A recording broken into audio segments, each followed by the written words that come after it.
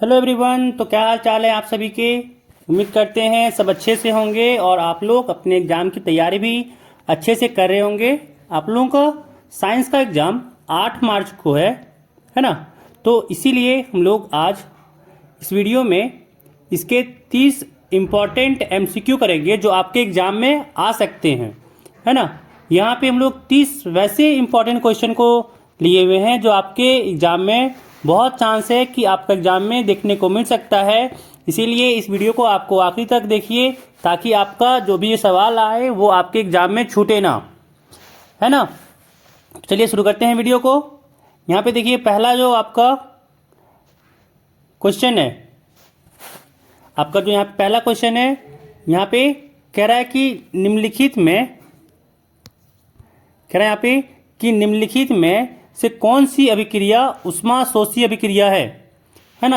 यहाँ पे 4 ऑप्शन दिया हुआ है कि कोयले का जलना, वनस्पति पदार्थों का खाद में अपघटन, श्वसन की प्रक्रिया, या फिर कैल्शियम कार्बोनेट का अपघटन करके त्वरित चूना और कार्बन डाइऑक्साइड बनना।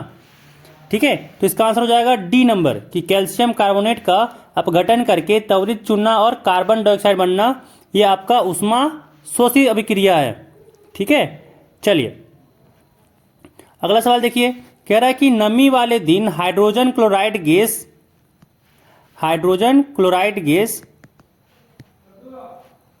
तैयार करने के दौरान गैस को आमतौर पर कैल्शियम क्लोराइड युक्त गार्ड ट्यूब से गुजारा जाता है। गार्ड ट्यूब में लिए गए कैल्शियम क्लोराइड की भूमिका है ना। तो इसका आंसर हो जाएगा आपका सी नंबर, गैस से नमी को अवशोषित करना। ठीक है, जो आपका नमी रहता है उसको एब्जॉर्ब करना। चलिए अगला देखिए।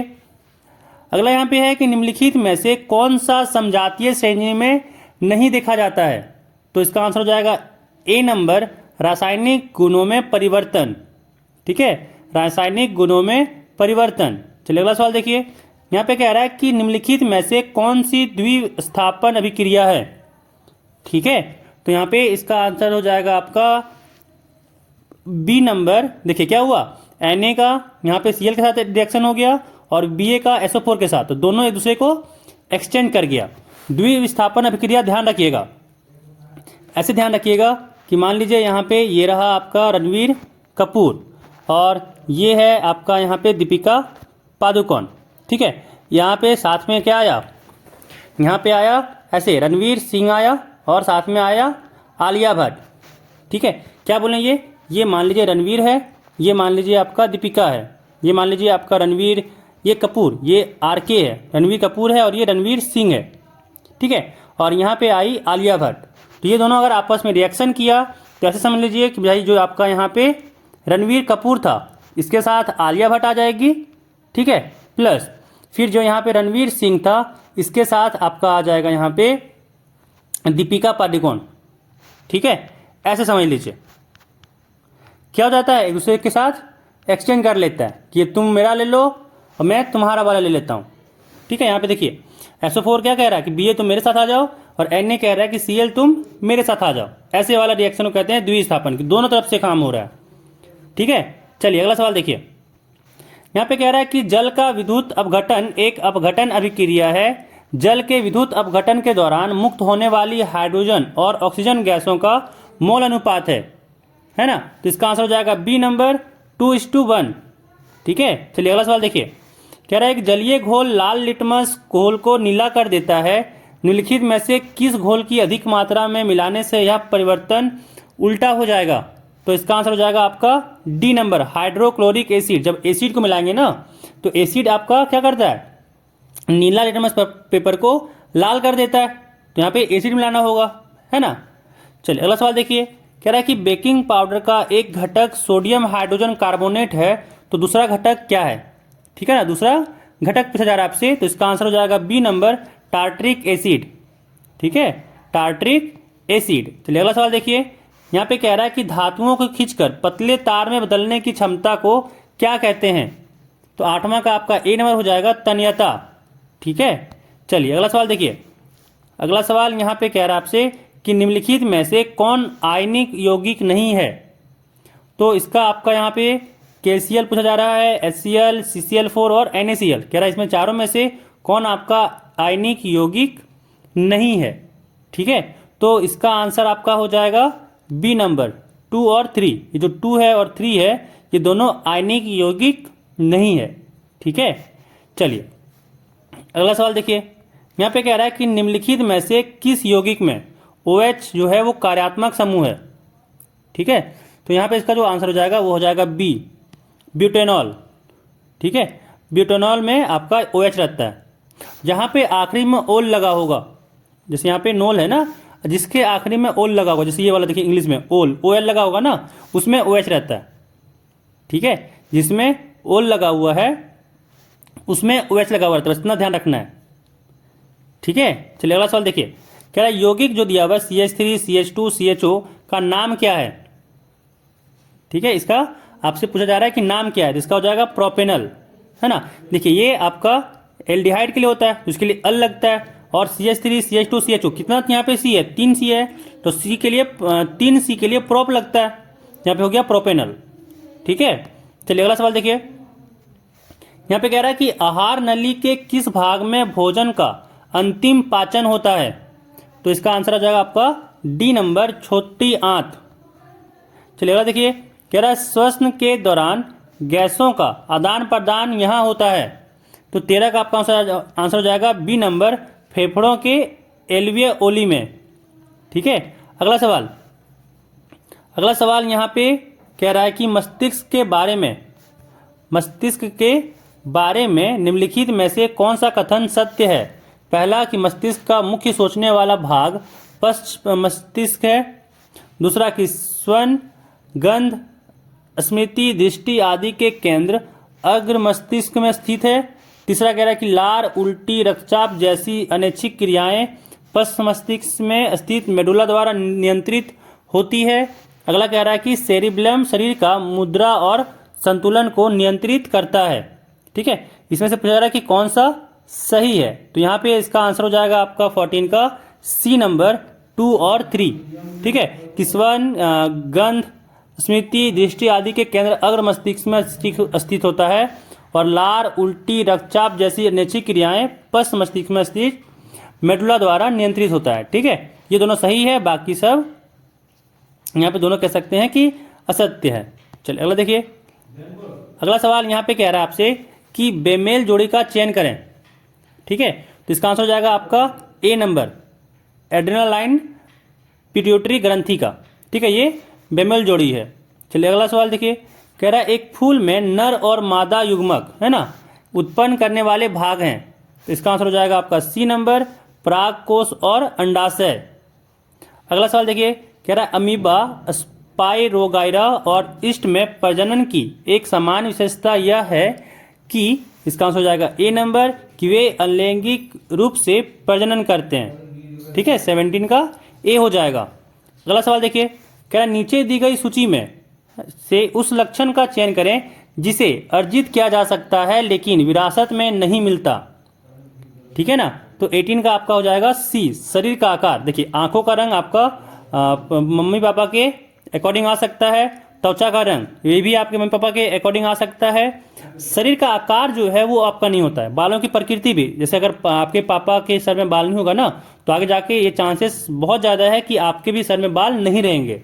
लेकिन शरीर का जो आकार होता है वो आप पे निर्भर करता है कि आप अगर मोटा होना चाहते हैं तो मोटा हो जाइए, पतला होना चाहते हैं तो पतला हो जाइए। ठीक है ना, तो ये आप पे डिपेंड करता है, इसीलिए ये विरासत में नहीं मिलता है। चलिए अगला देखिए। अगला कह रहे हैं यहाँ पे कि प्राकृतिक चयन द्वारा प्रजातियों के विकास का सिद्धांत दिया गया था, तो 19 का आपका आंसर हो जाएगा बी नंबर, डार्विन ने यह सिद्धांत दिया था। ठीक है, चलिए अगला सवाल देखिए।